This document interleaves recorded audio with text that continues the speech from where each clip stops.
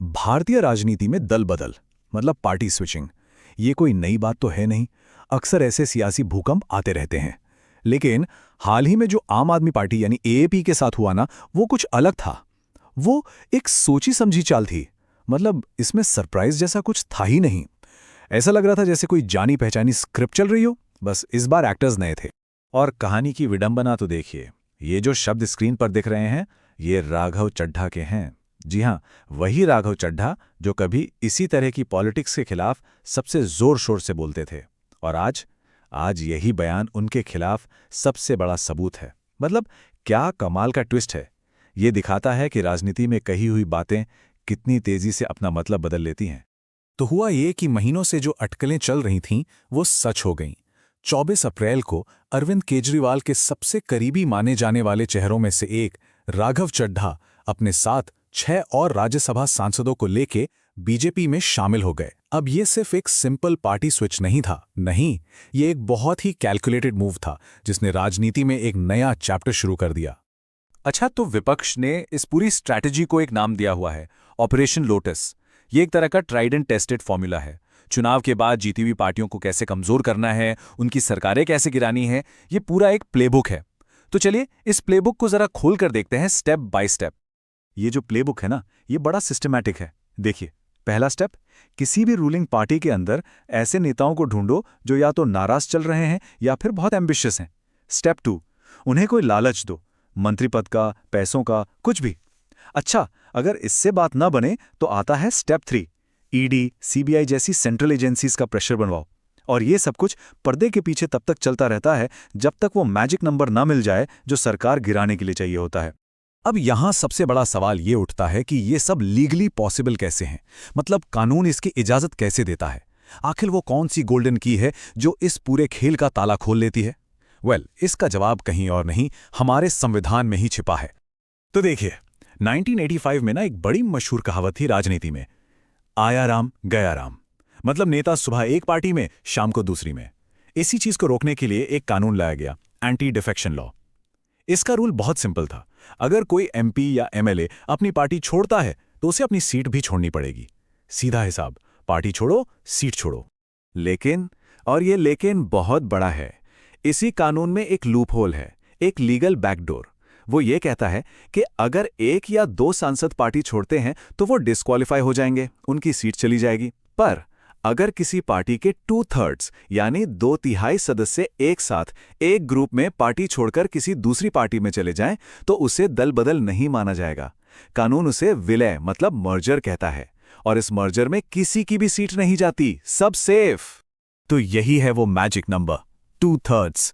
2/3 यही वो संवैधानिक चाबी है जो बिना किसी पेनल्टी के एक बड़ी तादाद में नेताओं को एक पार्टी से दूसरी पार्टी में जाने की लीगल परमिशन दे देती है। ये पूरे ऑपरेशन लोटस का लीगल फाउंडेशन है।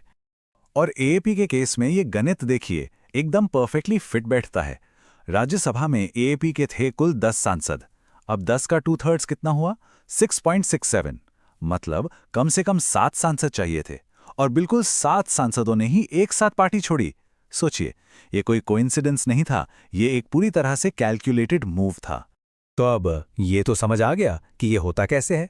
पर सवाल यह है कि जो नेता कभी पार्टी के इतने लॉयल हुआ करते थे, वो अचानक पाला क्यों बदल लेते हैं? चलिए इन चेहरों और इनके पीछे की वजहों को समझने की कोशिश करते हैं। देखिए, वजह ना अलग अलग होती हैं। राघव चड्ढा के केस में शायद पर्सनल एम्बिशन और ईडी का लीगल प्रेशर दोनों का मिक्स था। स्वाति मालीवाल के मामले में तो लीडरशिप से उनकी अनबन सबके सामने थी ही। अशोक मित्तल जो एलपीयू यूनिवर्सिटी के मालिक हैं, उनके यहाँ पार्टी स्विच करने से ठीक 10 दिन पहले ईडी की रेड हुई। ये एक पैटर्न की तरफ इशारा करता है ना? और फिर हरभजन सिंह जैसे चेहरे भी हैं जो शायद पार्टी की आइडियोलॉजी से कभी दिल से जुड़े ही नहीं थे। और यहाँ एक बात साफ कर देना बहुत जरूरी है, ये जो एपी के साथ हुआ ये कोई वन ऑफ इंसिडेंट नहीं है। नहीं, ये एक वेल एस्टैब्लिश्ड पैटर्न का हिस्सा है। ये एक ऐसी स्क्रिप्ट है जो पिछले कुछ सालों में भारत के कई स्टेट्स में बार बार दोहराई गई है। जरा याद कीजिए 2016 में अरुणाचल प्रदेश। वहां तो कांग्रेस के चीफ मिनिस्टर ही 32 एमएलए के साथ बीजेपी में चले गए और सरकार गिर गई। सुना सुना सा लग रहा है ना? स्क्रिप्ट बिल्कुल वही है। फिर 2019 में कर्नाटक में यही हुआ। 2020 में मध्य प्रदेश में जब ज्योतिरादित्य सिंधिया 22 एमएलए को लेकर चले गए। और 2022 में महाराष्ट्र में एकनाथ शिंदे का विद्रोह। पैटर्न बिल्कुल साफ है, प्लेयर्स बदलते हैं, स्टेट बदलते हैं, पर खेल का तरीका वो बिल्कुल वही रहता है। तो ठीक है, ये तो हुई पॉलिटिक्स की बात, लेकिन इस पूरी पॉलिटिकल चेस बोर्ड पर उस इंसान का क्या जिसके वोट से ये सारा खेल शुरू होता है, मतलब आम वोटर का क्या? इन सब पॉलिटिकल मूव्स का लोकतंत्र पर, हम सब पर क्या असर पड़ता है? इसका असर बहुत गहरा होता है। सबसे पहली चोट तो वोटर के भरोसे पर लगती है। सोचिए, जिस नेता को, जिस पार्टी के सिंबल को देखकर वोट दिया, वो कल को विरोधी खेमे में खड़ा मिले तो कैसा लगेगा? और ये सिर्फ नेता का जाना नहीं है, जैसा शिवसेना और एनसीपी का साथ हुआ, पार्टी का नाम और उसका निशान तक हाथ से चला जाता है। इससे डेमोक्रेटिक अकाउंटेबिलिटी, मतलब लोकतांत्रिक जवाबदेही, खत्म हो जाती है और लोगों के मन में एक निराशा घर कर जाती है कि भाई हमारे वोट की तो कोई वैल्यू ही नहीं है। और पता है, लोगों की ये नाराजगी अब दिखती भी है तुरंत। राघव चड्ढा ने जैसे ही पार्टी बदली, रातों रात इंस्टाग्राम पर उनके 10 लाख फॉलोअर्स कम हो गए। अब ये सिर्फ एक नंबर नहीं है, ये उन लोगों का एक तरह का डिजिटल नो कॉन्फिडेंस मोशन है जिन्होंने कभी उन पर भरोसा किया था। और आखिर में ये सब हमें एक बहुत ही फंडामेंटल सवाल पर लाके खड़ा कर देता है।